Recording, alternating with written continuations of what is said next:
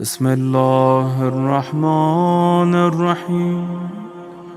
السلام عليك يا أبا عبد الله، السلام عليك يا ابن رسول الله، السلام عليك يا خيرة الله وابن خيرته، السلام عليك يا ابن أمير المؤمنين وابن سيد الوصيين، السلام عليك يا ابن فاطمة سيدة نساء العالمين، السلام عليك يا ثار الله وابن ثاره والوتر الموتور، السلام عليك وعلى الأرواح التي حلت بفنائك، عليكم مني جميعا سلام الله أبدا ما بقيت وبقي الليل والنهار.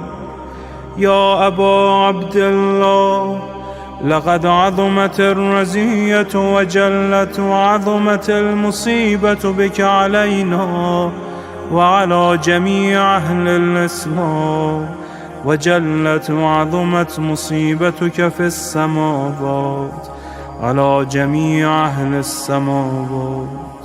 فلعن الله أمة أسست أساس الظلم والجور عليكم أهل البيت، ولعن الله أمة دفعتكم عن مقامكم وأزالتكم عن مراتبكم التي رتبكم الله فيها، ولعن الله أمة قتلتكم، ولعن الله الممهدين لهم بالتمكين من قتالكم. برئت إلى الله وإليكم منهم ومن أشياعهم وأتباعهم وأوليائهم. يا أبا عبد الله، إني سلم لمن سالمكم وحرب لمن حاربكم إلى يوم القيامة. ولعن الله آل زياد وآل مروان، ولعن الله بني أمية قاطبة، ولعن الله ابن مرجانة، ولعن الله عمر بن سعد، ولعن الله شمرا، ولعن الله أمة أسرجت وألجمت وتنقبت لقتالك. بأبي أنت وأمي لقد عظم مصائبك، فأسأل الله الذي أكرم مقامك وأكرمني بك أن يرزقني طلب ثارك مع إمام منصور من أهل بيت محمد صلى الله عليه وآله. اللهم اجعلني عندك وجيها بالحسين عليه السلام في الدنيا والآخرة. يا أبا عبد الله، إني أتقرب إلى الله وإلى رسوله وإلى أمير المؤمنين وإلى فاطمة وإلى الحسن وإليك بمضالاتك وبالبراءة ممن قاتلك ونسب لك الحرب، وبالبراءة ممن أسس أساس الظلم والجور عليكم.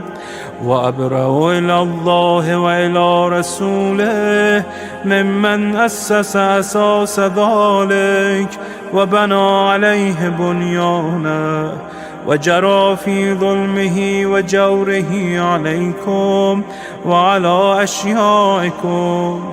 برئت إلى الله وإليكم منهم، وتقرب إلى الله ثم إليكم بمضالاتكم ومضالاة وليكم، وبالبراءة من أعدائكم والناصبين لكم الحرب، وبالبراءة من أشيائهم وأتباعهم. إني سلم لمن سالمكم، وحرب لمن حاربكم، وولي لمن والاكم، وعدو لمن عاداكم. فأسأل الله الذي يكرمني بمعرفتكم ومعرفة أوليائكم، ورزقني البراءة من أعدائكم، أن يجعلني معكم في الدنيا والآخرة، وأن يثبتني عندكم قدم صدق في الدنيا والآخرة. وأسأله أن يبلغني المقام المحمود لكم عند الله، وأن يرزقني طلب ثاري مع إمام هدى ظاهر ناطق بالحق منكم. وأسأل الله بحقكم وبالشأن الذي لكم عنده أن يعطيني بمصابي بكم أفضل ما يعطي مصابا بمصيبته، مصيبة ما أعظمها وأعظم رزيتها في الإسلام وفي جميع السماوات والأرض. اللهم اجعلني في مقامي هذا ممن تناله منك صلوات ورحمة ومغفرة. اللهم اجعل محياي محيا محمد وآل محمد، ومماتي ممات محمد وآل محمد. اللهم إن هذا يوم تبركت به بنو أمية وابن آكلة الأكباد، اللعين ابن اللعين على لسانك ولسان نبيك صلى الله عليه وآله، في كل موطن وموقف وقف فيه نبيك صلى الله عليه وآله. اللهم لعن أبا سفيان ومعاوية ويزيد بن معاوية، عليهم منك اللعنة أبد الآبدين. وهذا يوم فرحت به آل زياد وآل مروان بقتلهم الحسين صلوات الله عليه.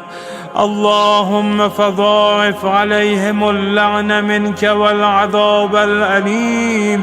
اللهم إني أتقرب إليك في هذا اليوم وفي موقفي هذا وأيام حياتي بالبراءة منهم واللعنة عليهم، وبالموالاة لنبيك وآل نبيك عليه وعليهم السلام.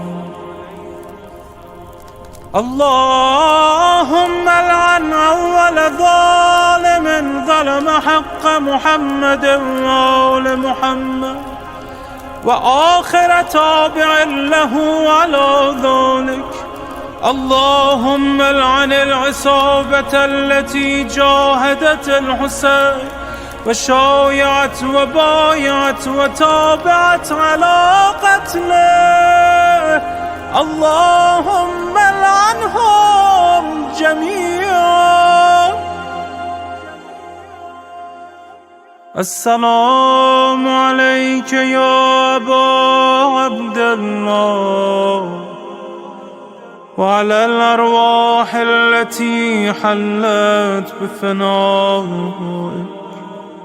عليك مني سلام الله أبدا ما بقيت وبقي الليل والنهار، ولا جعله الله آخر العهد مني لزيارتكم.